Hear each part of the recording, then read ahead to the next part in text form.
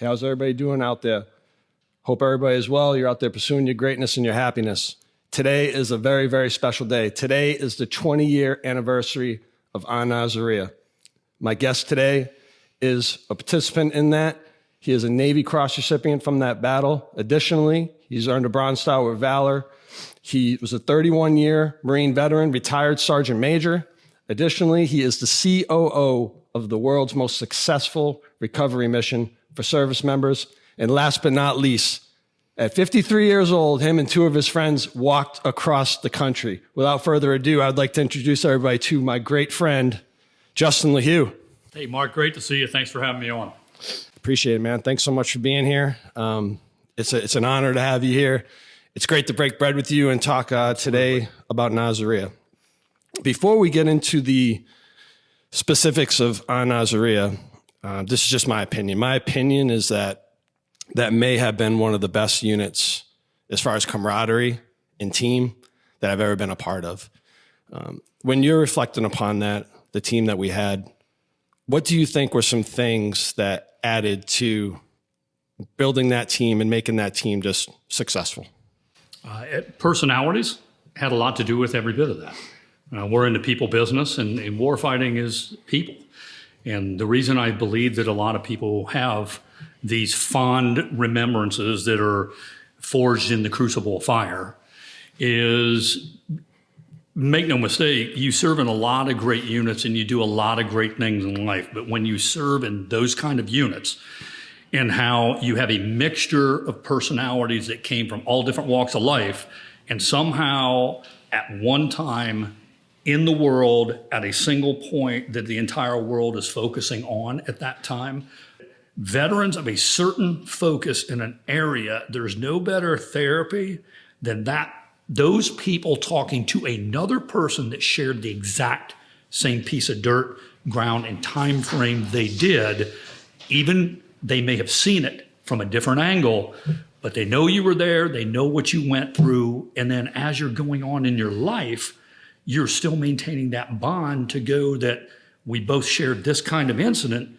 I still care for you, and I want to see you do good in life. So they tend to kind of look after each other down the road too, probably closer than just the other acquaintances who may have been really good friends along the way, and we both have those, but they weren't the people that were on the ground at that day, at that time, that had to survive that instance. Yeah, I totally agree. There's a lot of guys on active duty that still watch, that are viewers and subscribers.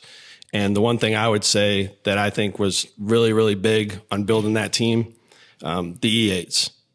Those guys, like the first sergeant and those two mass sergeants, I felt like every weekend it was kind of around, an around the clock thing where one of them would host something, and just being off duty and building that family team that you talked about and that dynamic, I thought that was very, very helpful. It was caring. There's one thing you had said, the E8s or anybody from first sergeants to mass sergeants, you could tell they genuinely cared. And when you know that you have people in different positions and you understand they're senior, you're junior, or whatever, but when you strip away the varnish of all that, you can tell whether or not a person actually cares about you. You can tell the fake motivator, the oorah, yut, yut, let's get everybody in formation, pass a word, whatever. And then as soon as, quote, the cameras are off, that person don't give a rat's ass about anybody, right? You could tell that leadership level across the board, that was where the rubber met the road every day. It was who you were interacting with, and it was who you were either getting something from or giving something to. Totally agree with you. They were very impactful. Our staff NCO team, one of the best ones I ever had. I just wanted to share a quick story with you about yourself that made a big difference for me, and it's something real small. I don't think I've ever told you this, but we did a company field op a couple months before we got the call to go, and we were out in the field for like probably a week and a half as a company, and we came back in, everybody's just tired and smoked, right? So we're in a race to get, the vehicles done. We get up to the armory, and it's like a race to get out on Liberty, go see our families, drink beer, all that good stuff. And you had, I don't remember the Marine's name, it was a Lance Corporal though, and he was struggling a little bit with the machine guns. And you pulled them off to the side while everybody else is in a rush to get out of there. And you took your time and you taught him and you instructed him until he started grasping it, right? That one small thing that you did, like, set a tone for me. When we were in Kuwait, I remember that lesson. Those few weeks before we went through that breach, and I didn't even sleep with you guys. Like, I was on the tracks with them dudes, and I freaking rode them hard. And I'm like, this is my opportunity, to make sure that I pass on that lesson. And it's taking the time, right? It goes back again. That's you're investing in another human being, and that human being is someone that has to fill a position in the battle line downrange. That person's going to be thrown into a situation on that day that they're going to have to make a call, and they can't look to Mark Chabot, JD Lehew, or anybody else. They're going to have faith in their own skills, and also have faith to be able to help the guy on the left and right, because this is my spot of the line. And the line's not going to collapse on my watch, and they have to have that capability and confidence level. And that starts in training. You don't just overnight get the confidence level when you get to combat. If you don't have that by the time you get to combat, usually bad results really happen from that. Yeah. Next man up, right? Next man up. Next man up. That's how we do it. I'll kind of set the stage a little bit, and then I'm going to hand it off to you. But we're on leave over Christmas, and we get all called off Christmas leave, and we report back, and it's like, hey, you're going to be attached to the MEB, and you're going to float over. So we go over there on our ships, train the whole time.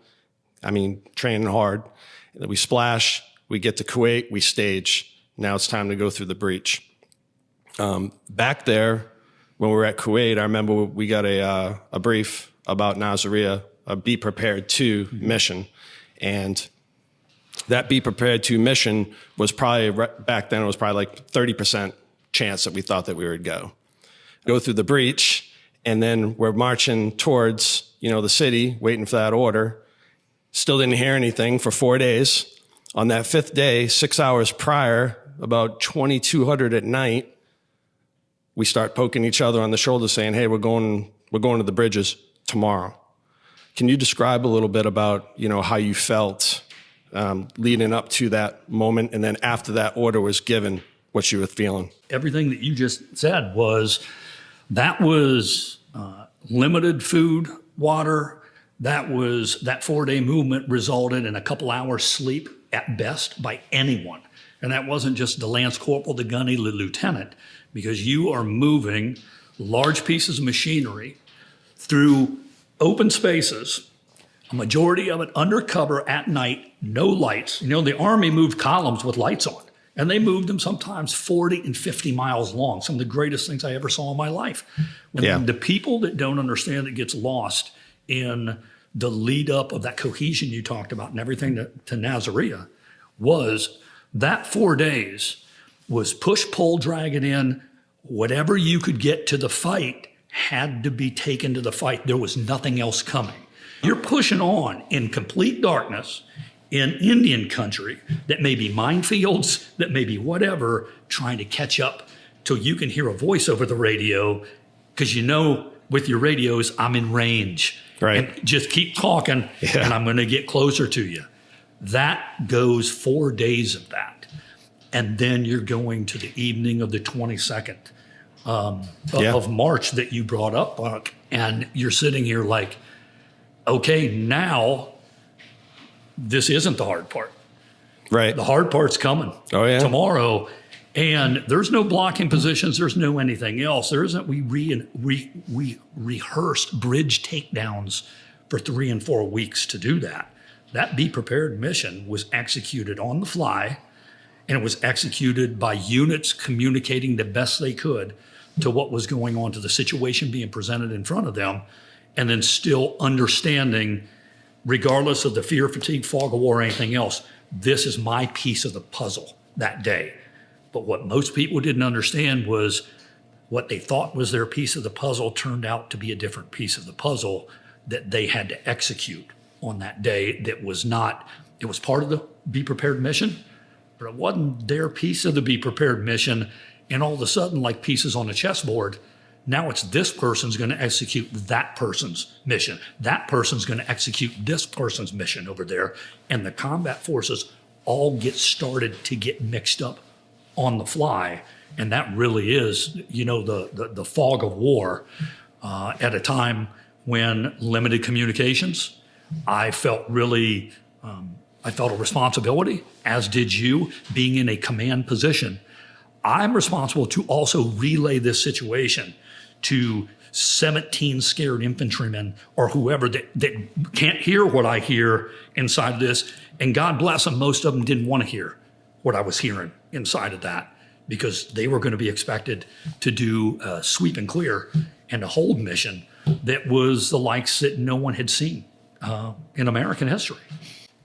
Yeah, I mean, when we got the word, I was confident because of the good training that we did, and, you know, and I felt really good about my section and the platoon and the company and the actually 1-2 as well. I mean, I thought that we meshed with them really well, and I was very confident in the team, but like my emotions, I hadn't been through Desert Storm. I was kind of scared, you know, just to be frank with you, man. I was, but confident. But based off the intel brief that we got, we're talking the 11th Iraqi Division, right?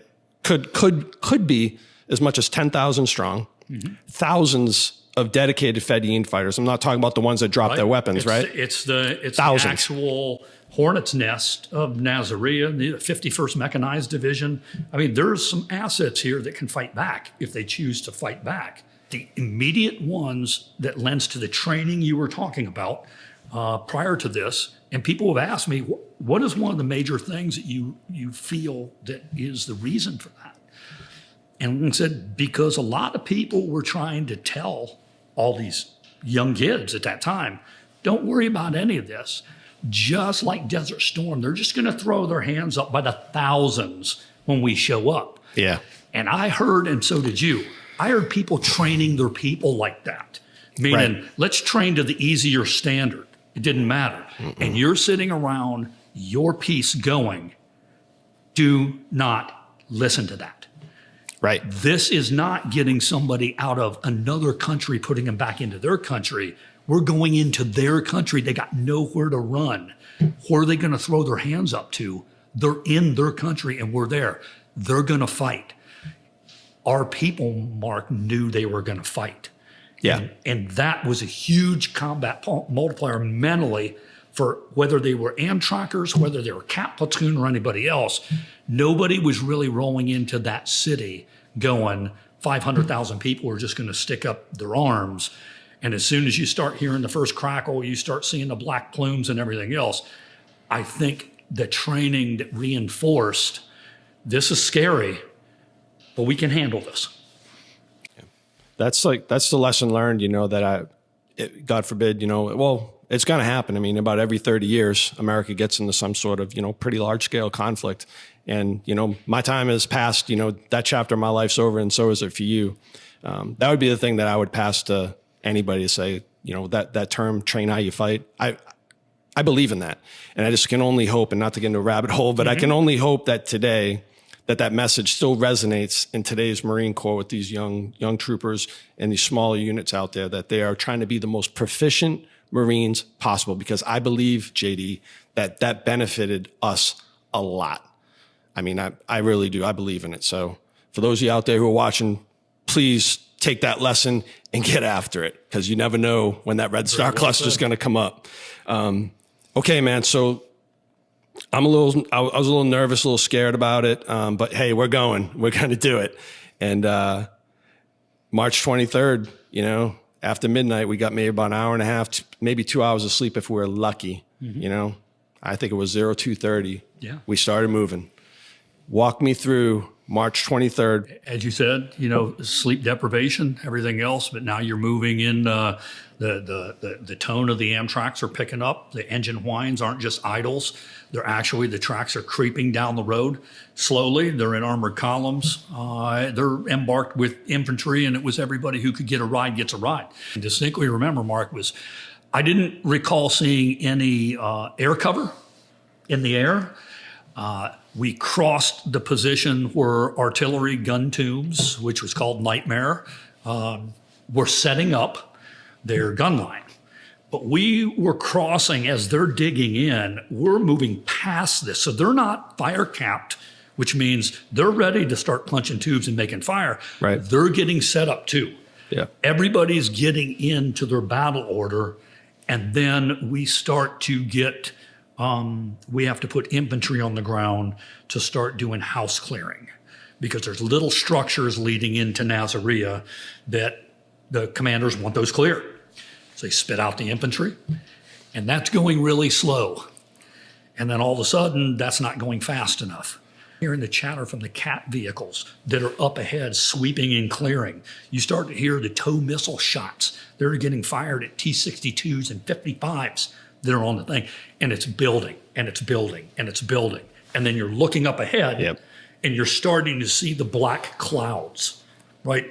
And not the weather clouds. These are fires clouds. Now, from burning on the inside of the city, you start to see that, and it's multiple units engaging multiple targets, from small arms fire to mortars, and you're hearing people say, I've got eyes on mortar teams on top of buildings that are setting up.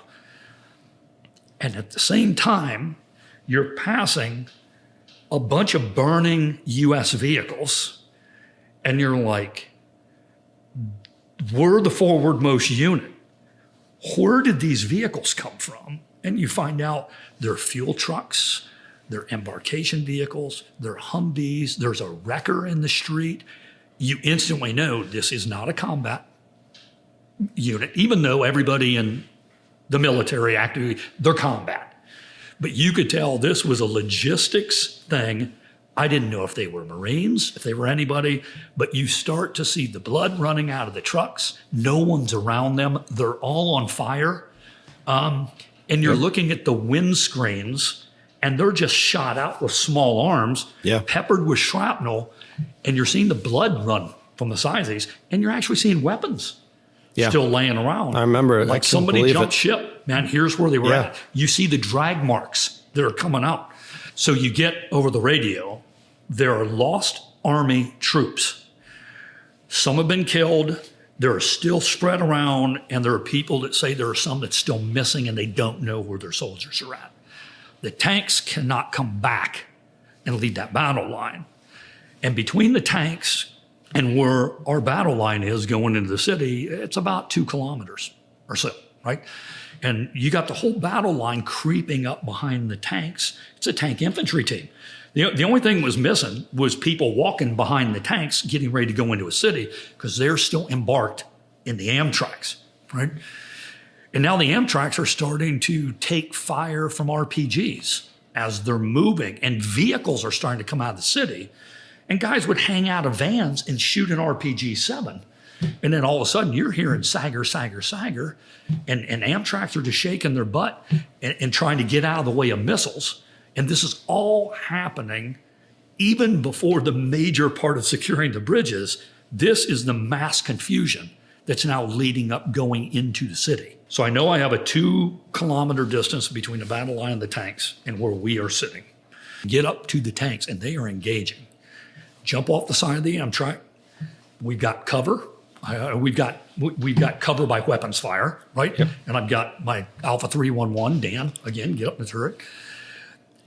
Go up to a tank, climb up. They also have a tank phone on the back. And this is really before I knew the great use of a tank phone. I got to get somebody's attention. And we're in bad man country, right? Jump up on the side of the tank. And basically, while they're getting it, you're tapping somebody on the shoulder that you don't know who that is. Of course, that's Major Peoples, who's like the lead tank of the tank unit. Right. And they're startled as crap because their focus is boom, downrange. And that brief conversation is just, did you see where the Army soldiers were at? And that exchange mark was nothing more than they're back behind where we just came from somewhere. In other words, they're not here anymore.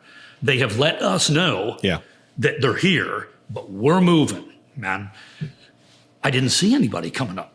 The driver of my vehicle yelled about 200 meters off the side, there's a bunch of people waving their arms. like this. Yeah. And then as soon as you looked at that, you saw another one on the other side of the road. They're over here like this. So one vehicle gets dispatched one way, one gets dispatched the other way. Fire's coming in. When you get there, you see soldiers that are kind of in a 360, a small little 360 that could fit inside this room. They're facing outboard. They have weapons, and in the center of their circles are casualties. And that's why I mentioned Specialist Grub. He's the first one I saw.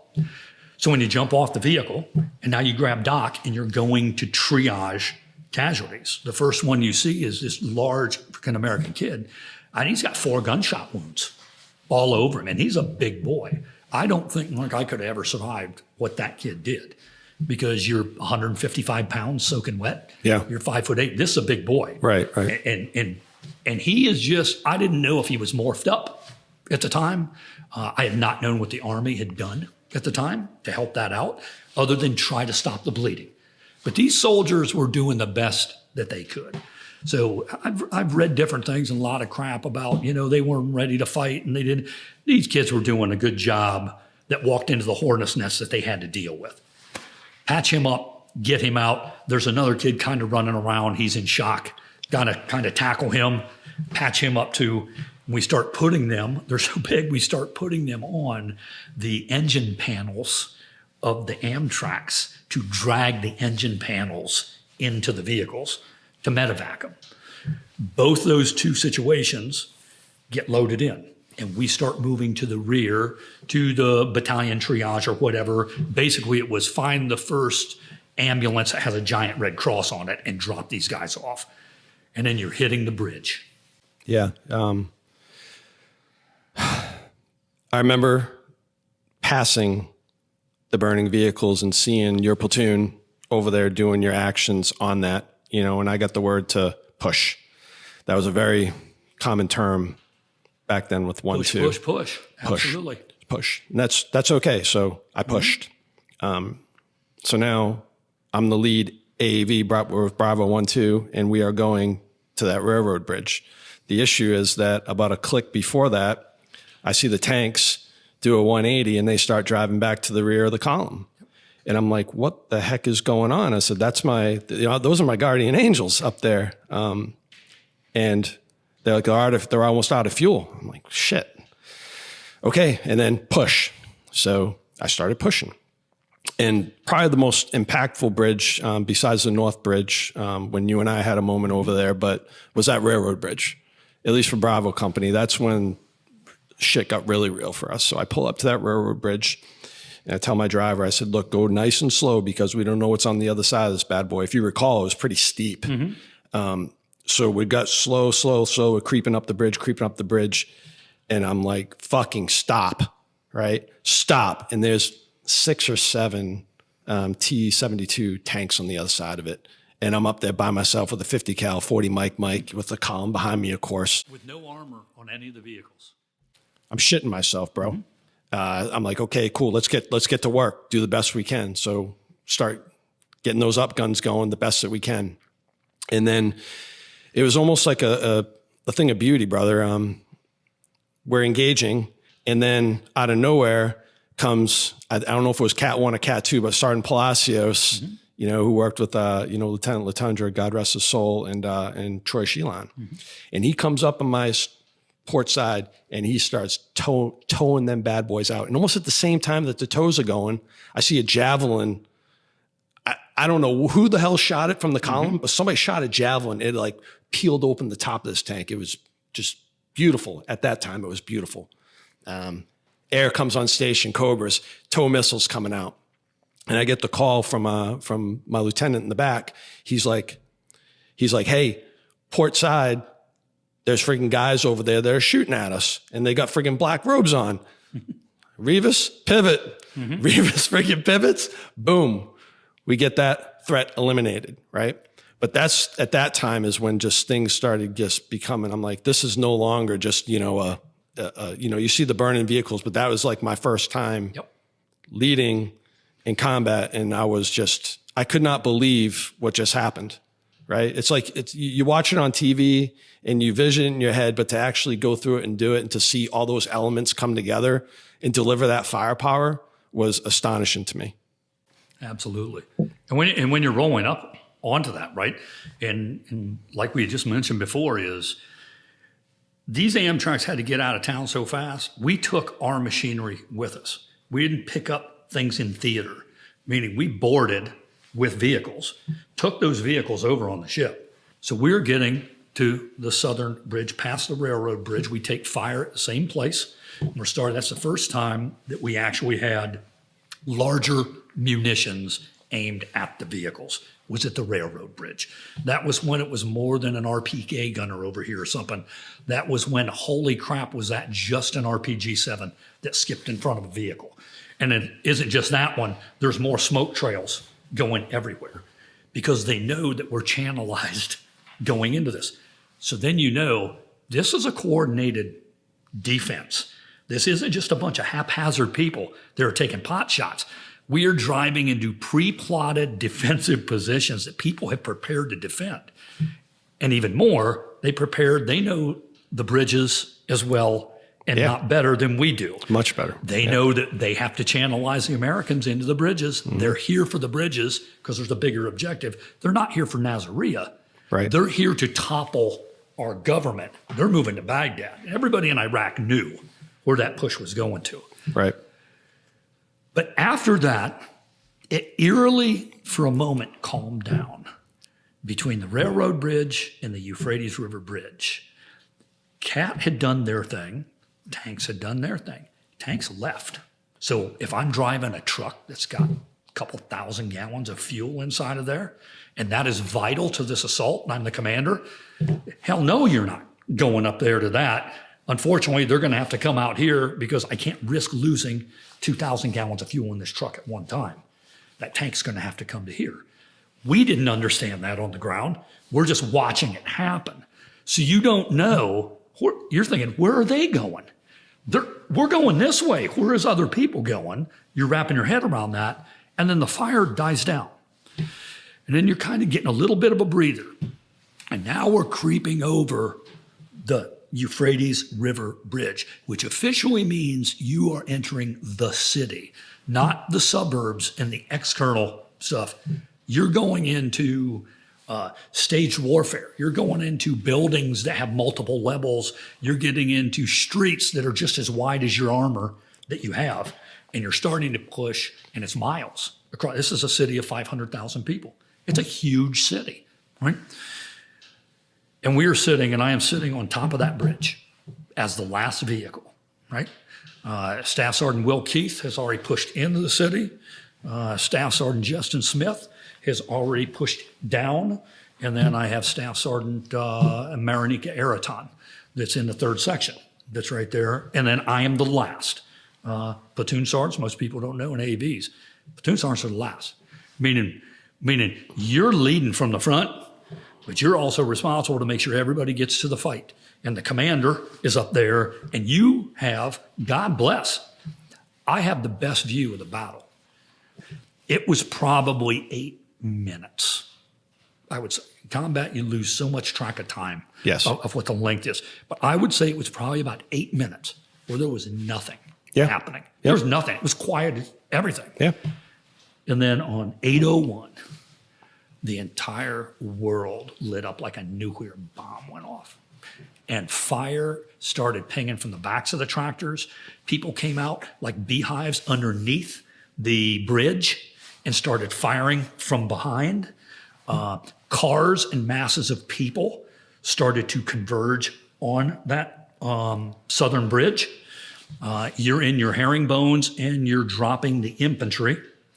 And the infantry is coming out and immediately taking fire. And they're taking fire from everywhere at 360 gun position. And they're leaning against these like gravel piles. And I can remember seeing them like lay up against gravel piles, and some would be on this side, some would be on the other side. And you really didn't know where the direction of fire is coming from. You didn't know if there was a main assault. We just know we're going this way. But there's all these channels that are leading into that road that people eventually will call Ambush Alley. They're side roads. all off of that. And these side roads have people with guns and people attacking you from the side roads as well. Yeah. So your job is to hold the bridge, hold until relieved. This is just like a bridge too far in World War II. Right. 'Cause you're not moving. That's your job. That's your mission. Yep. You sprawl out and you go, this is what we're going to hold. And now all of a sudden you start seeing people in the second and third story windows that are firing. So they have the elevation on you as you're moving in. You start to see people just sitting out on verandas like they were like sipping tea, watching this whole battle. And you're sitting there like, that's a spotter, right? But the rules of engagement, he's not presenting a weapon at me right now, but I know damn well that guy's relaying stuff because the fire's coming from wherever. He's got the vantage point. And then you find out that these were commanders of these units in plain clothes, mixing with the people, controlling their waves. And these waves are now starting to come from everywhere on that southern bridge. My perspective at the time, I don't know where anyone is at because this is my bridge. I don't know where you're at.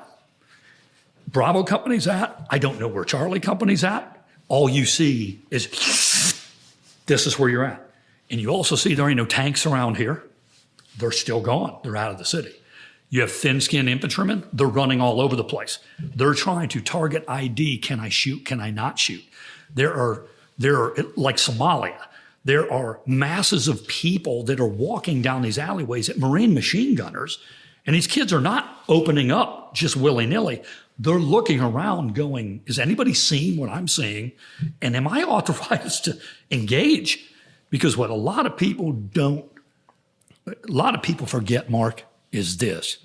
The amount of, I don't even know what you want to call it, the amount of responsibility that was thrust on a 17, 18, and 19-year-old, that kid, with the amount of firepower that they were carrying on them that day, any 18-year-old could have wiped out and massacred 200 people at any given time. If they got pissed off, my buddy just got shot, F you, and they didn't. Not at that time, not at that day. Totally agree. They were controlled. Restraint. They were controlled restraint, and they were looking to not shoot more than shoot. Yeah. And some of them, you would have tears in their eyes, not wanting to shoot, but watching women holding babies as spotters coming out of buildings, leaning out, go in, here comes the rocket. And then some kid's telling you, Gunny, can I get your attention? Or Gunny Merriman that's running around the street or somebody. This is what's going on over there. Yep. Every time this happens, we receive fire from that building. And then all of a sudden, you have to make the call. And it's not you, they have to make the call.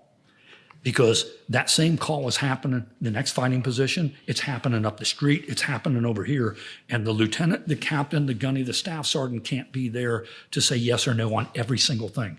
So now their training comes in. They have to be responsible to make the shot or not.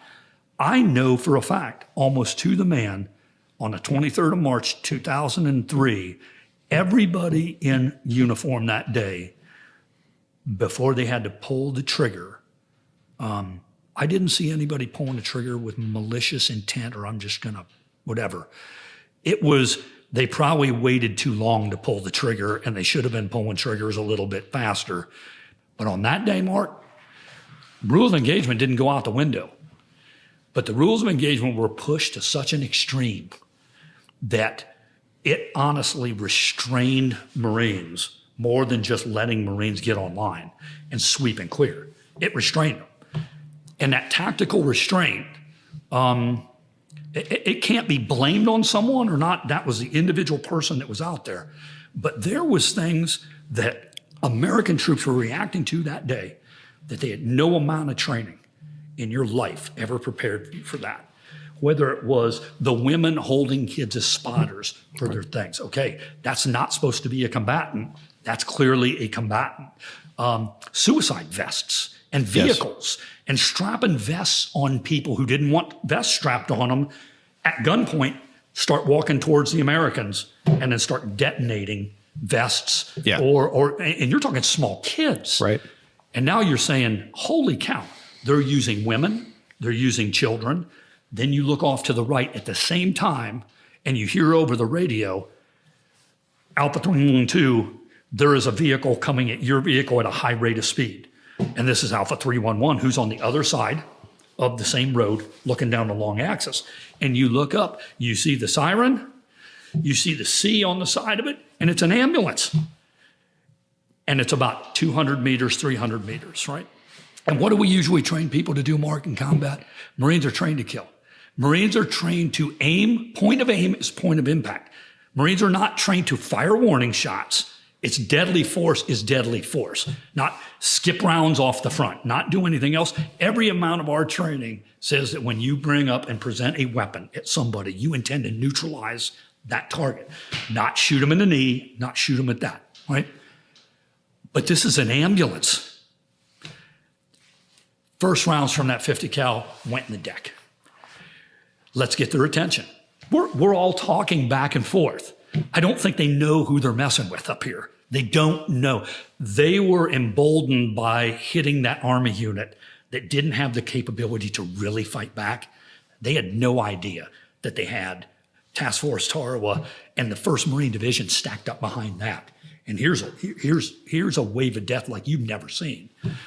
And they're starting to push. This ambulance starts going, lay on the 50 cal, bounce it off the deck. Alpha 311, fire the same thing. This vehicle is now not stopping. It's actually picking up speed. That vehicle gets to 100 meters. It doesn't get any closer.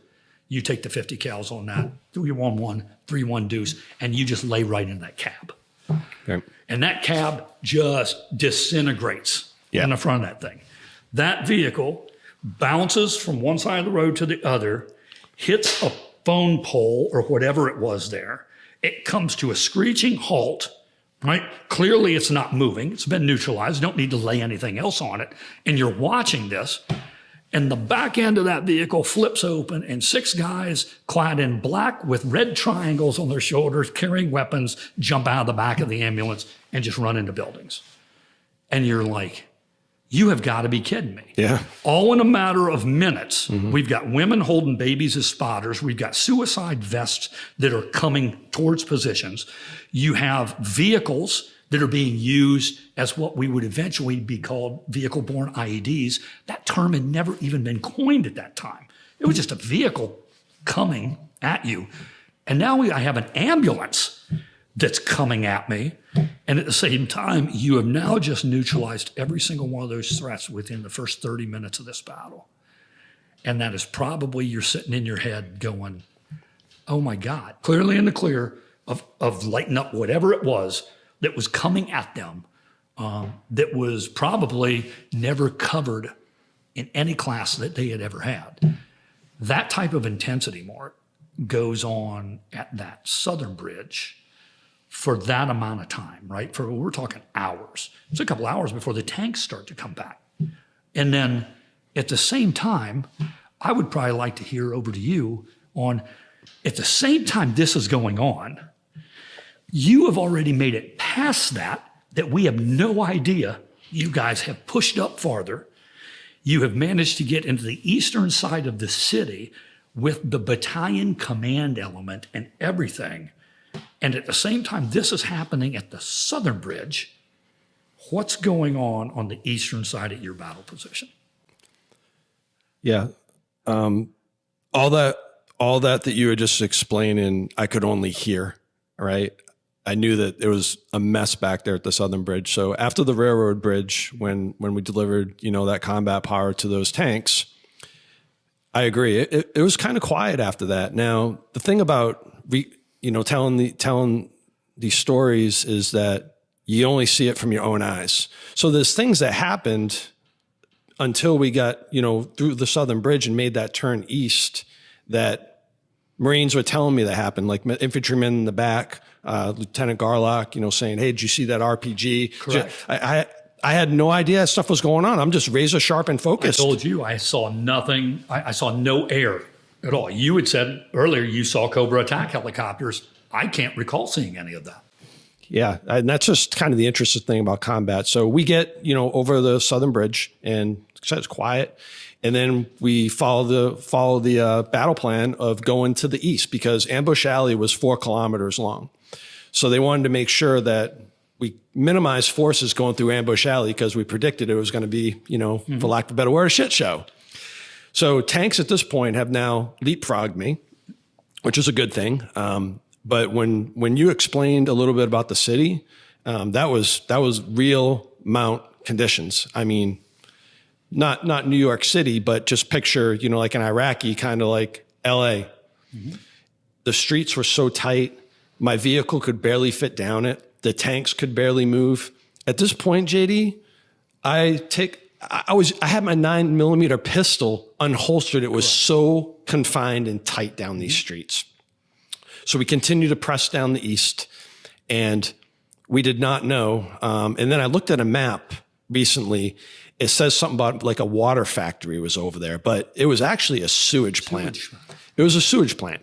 So I watched the tank go, and it starts squatting right in the middle of the road. It was almost like a cul-de-sac down there, right? So right in the middle of the cul-de-sac, this tank just starts. It looks like quicksand. The vehicle's just going down, down, down. I'm like, oh shit, this is not good. So I'm like, hey, listen, do not follow the friggin' tank. Stay there.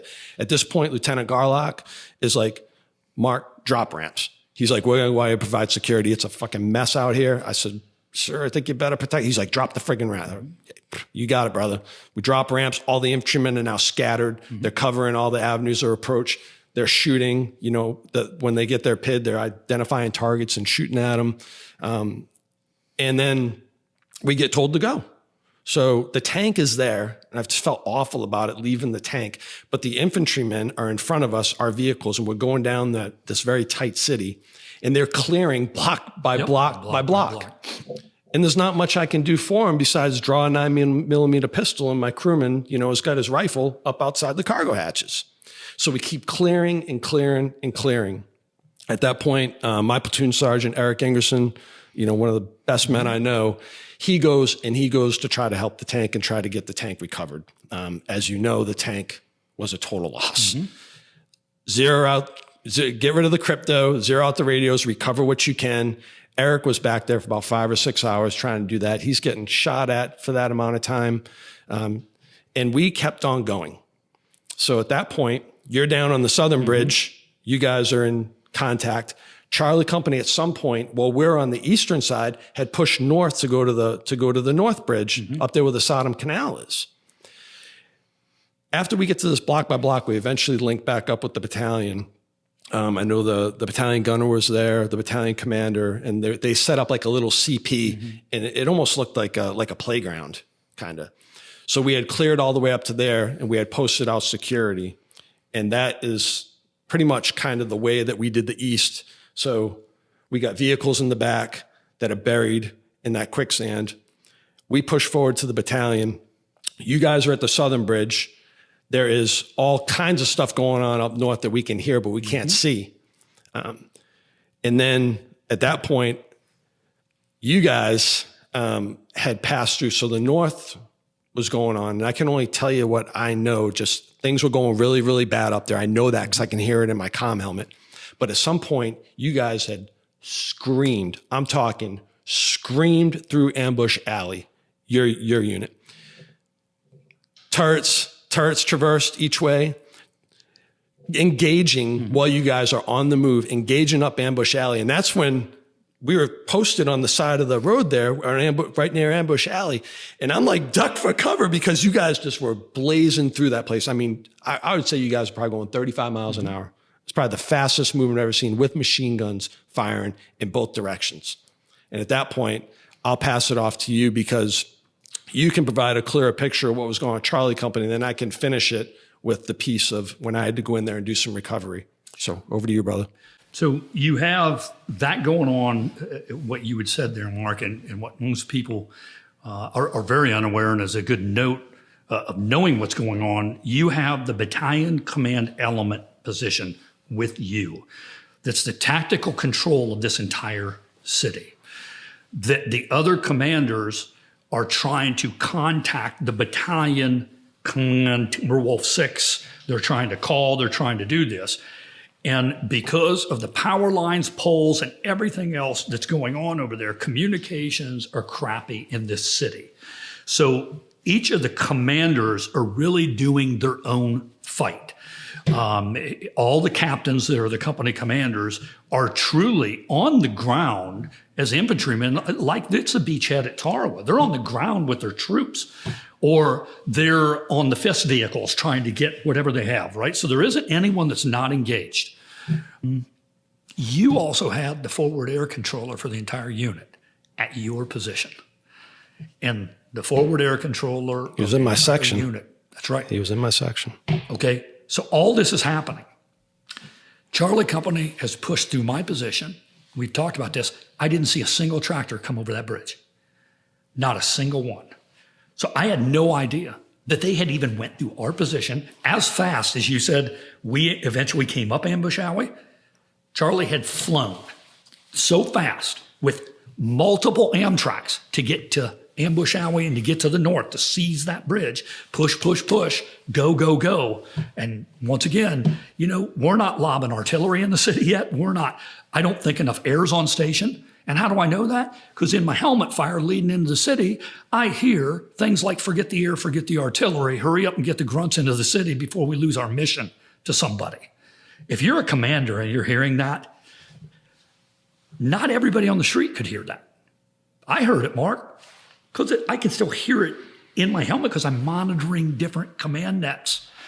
Yeah. And men by the name of like Joe Dowdy, Colonel Joe Dowdy up in Kut that got relieved, they're watching what's happening in Nasiriyah. Right. And they have the same kind of thin-skinned armor. They have the, you know, we're getting attacks from the city. And they're watching Colonel Ricky Grabowski and that get chewed up in the city down there. Yeah. Right? Because it's push, push, push, get them in there. They don't have tanks. They don't have any. It's thin-skinned infantry, but you got to hold that bridge. Right. And we got to get to the northern bridge because the rest of the coalition forces are on a timeline. And they have to have those bridges by a certain time, or that's going to jeopardize follow-on missions, or it's going to stack up combat power that's needed up north, channelized in the south. That's in your position. Charlie gets up there, and then Charlie runs into the hornet's nest. And the hornet's nest is artillery, plea-prodded position. There is an ant farm in the city of Nasiriyah that you can see over the Saddam Canal that's just got a bunch of radio antenna towers and all that sitting on the hill. And they have the best vantage point of the entire Saddam Canal, that bridge, and even all the way up to what we found was the T intersection where forces are going to the western bridge, or you're going into really Indian country if you go to the right, because that's outside the scope of the fan of attack. What we learned later was right there, that point you were talking about with the antennas, that was actually the CP for the Fedayeen. It was called the Martyr District. Absolutely. And that's where they're delivering a lot of firepower on Charlie Company, They have unfortunately. firepower not only from Iraqi artillery, already on there marked. It's like walking into Grid Scale Alpha Bravo 1002. As soon as these vehicles get into there, freaking release the gun tubes. Bam, bam, bam. Now Charlie's holding that position, but they're getting fire from everywhere and they don't know. So it's a repeat of the Southern Bridge. It's the same thing going on where you're at. It's the same thing going on with them, with the biggest major exception being coalition forces did not know at that time that Americans had advanced that far to take that bridge that fast. And what it was Charlie pushed up to grab that bridge. And the coordination of them going on that bridge, and they're receiving all kinds of things. And they're now getting hit from RPGs. They're getting hit from everywhere else. They don't know where the fire is coming from either. Now air is starting to show up on station. Right? And they're starting to request permission to engage. And the air is seeing certain things because they're being told there is no American troops forward of this position, right? And I believe it was a Pennsylvania Air National Guard at the first that brought a couple of A-10s on station. Yep, that's correct. They're fully loaded. They want to help. They want to help. They're not there doing it. We want to help. We have all this munitions. Send us to where it's at. And those A-10s get cleared to fire by people that did not understand what they were requesting was to fire on American vehicles Right. and American troops. Yeah. They did not know those were Americans. They were down there. People can argue all they want. Well, there was IR thermal panels. There was whatever. Right. We're talking about an Air National Guard unit. They'd probably never trained with Marines until they showed up in theater. Yes. Right? Yep. And then at the same time, Bravo Company wants to help because they have the command element and they're hearing this happen at the Northern Bridge. Right. And they don't know how far they have pushed. And the forward air controllers give the fight to the aircraft at Yes. that time. Yep. That say, you are cleared to engage, right? They come in, and that's another added layer on top of Charlie Company that is just, you're sitting there as a commander. You know, if I'm sitting there, I'm Captain Dan Whitnam, who's the commander of that unit, a great Marine. You're looking around, and in every direction, you're seeing chaos. We're seeing it south. You're seeing it out east. They're seeing it at the north, but they also know they are the northernmost. They're the forward edge of the battle area. So everything in front of them is hostile territory, right? I now know a little bit of everything in front of me is not hostile territory. I got American troops in front of me as I'm cleaning up and moving up. And that engagement that goes on up there was the catalyst of small unit leaders on the ground starting to do what they had to do in the absence of orders. And that's communications breakdowns. That's their leaders dealing with saving life, limb, or carrying a battle or defending something. They start to say, we are taking casualties. We can't get air in here to medevac them out. We have vehicles. We know there's friendlies behind us. Start loading them up and we got to get help. And vehicles start coming back the other way to Ambush Alley. And by that time, we had not pulled out of that bridge position yet. So we are still defending the southern bridge. And Charlie, who has now already made the Ambush Alley run north, is bringing vehicles back south. Right. One, to get help, two, to medevac their wounded that was out of there. All of a sudden, those vehicles start coming. And two of the vehicles make it to the southern bridge. A story that I did not know on the day it was happening.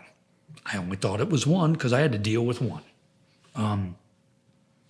Two vehicles make it down Ambush Alley. There was more vehicles that tried that run, and they were picked off one at a time, whether RPGs or anything else, so much that the troops who were trying to save the troops are now under attack again, and the vehicles are now getting picked off one at a time, coming back down, right? The same thing the Iraqis did to the army when they double-tracked through Nasiriyah. You know, fool me once, but here they come again. We're set up. They start picking those boys off. And now people like Castleberry and Tractors and Schaefer's and these guys that are trying to respond to what's going on the Northern Bridge, save lives into here, get information to someone of what's going on that's up there, and a leader. These guys are now spilling into some of the buildings that we didn't even know. When you said that I'm coming up here in a few guns blazing going up into there, you didn't know that some of those kids had went into those buildings to try to survive because they didn't have vehicles anymore. And they thought, oh my God, I'm in this city. And this really is the Alamo. That they're going to get into buildings and they are going to hunker and try to get someone's attention. So many different units are now trying to get to them too after you get north of the bridge. We're there and Sasser yells over the intercom, look at those guns, they're going the wrong way. And it gets my attention, Mark, and I turn around in the turret. And at the time that I turn around in that turret, I see an RPG stream off the top of a building into the cargo hatches on the top of that vehicle. Hits that, back end of the ramp, flies open, and at the same time, clear as day, 50 meters away, RPG-7 gunner runs out of the bottom of that building, takes a knee in the center of that road and fires a next rocket right in the troop compartment of that vehicle. In my head, I felt, Mark, like Right before that, I can remember thinking to myself, kind of laughingly, like, where the fuck are they going? I didn't tell any of my vehicles to head over the southern bridge. Who's leaving the back? The confusion is you don't even know that's somebody else's vehicle. It's an Amtrak. It looks like everything else. Right. So it's got to be mine. And it comes to rest on fire. And the first thing after those two rockets that I see is a Marine fall out of the back on fire of the vehicle. And I could tell he still had a comment with the yo-yo cord. Boom, just on fire. And now the vehicle has come to a halt. Now remember earlier I said there was two of them. Right. I had no idea till later. The other one had made it into my second section and had pulled in between vehicles and started to get with Staff Sergeant Justin Smith and that to try to say, you guys need to come and help us. This is what's going on up there. I never heard that. And that was only a few meters down the road. I noticed eerily, Mark, that no one was going anywhere near this vehicle. And it is burning. And you're seeing Marines lay out on fire. Jumped out of the turret, yelled into the back, Doc, get your med kit. Yelled at Sergeant Dan that I said earlier, Dan, get in the weapons station. Said, here you go, man. You're in the show, buddy. And ran towards the vehicle. You run towards the vehicle with no thought of self-preservation. You run towards the vehicle with no thought of, I have to have anything to the left and right, or I'm in command of anything. Now your focus is, what's going on with that vehicle? Second, I got to find out, who is it? And you get up there, and then the first thing that you would see outside, I took care of the one that was on the outside, but as I'm going up, the smoke is billowing out, and it's in your nostrils. The flames are coming out of the back, and you're instantly going, no one could survive this. No. Get there, and the first thing I see, Mark, is a Marine's leg is gone. Meaning from the knee on down, has the boot on it, and it's laying on the ramp. And grab that, I hand that to H.N. Velasquez, really great, a little kid from Puerto Rico that I had as a platoon corpsman that was with the vehicle. He was with me. And I could just distinctly remember handing that to him and saying, sit it off to the side, we're gonna find who that belongs to. And you sit there and you're like, did you really say that? In the after action, these kids are reading back, this is what you said to me. You gave me this leg and said, lay it off the side, we're gonna find out. Because in your mind, you're thinking traumatic amputation, maybe I can find something to do, because you don't know the extent of everything. And now you're stepping into the vehicle.